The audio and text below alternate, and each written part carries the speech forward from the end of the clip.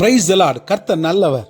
இன்றைக்கும் அநேக நேரங்களிலே எலியாவைப் போல நீங்களும் சூறை செடியின் கீழே சோர்ந்து அவன் படுத்தது போல நீங்களும் என்ன செய்வது என்று தெரியாமல் படுத்திருக்கிறீங்களா?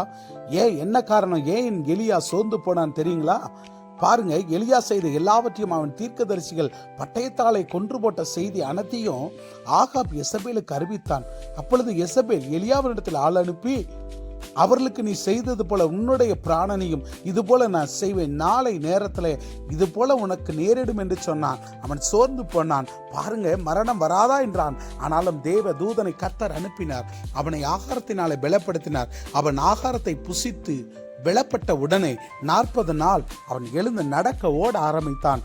அதே போலதான் இன்றைக்கு உங்களுக்குரிய வார்த்தை, உங்களை பலப்படுத்துகிற கிறிஸ்துவினாலே எல்லாவற்றையும் செய்ய பலன் உண்டு.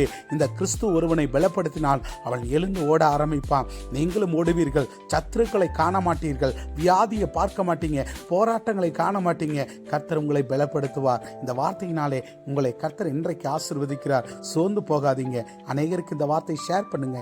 கர்த்தர் உங்களை ஆசீர்வதிப்பார்.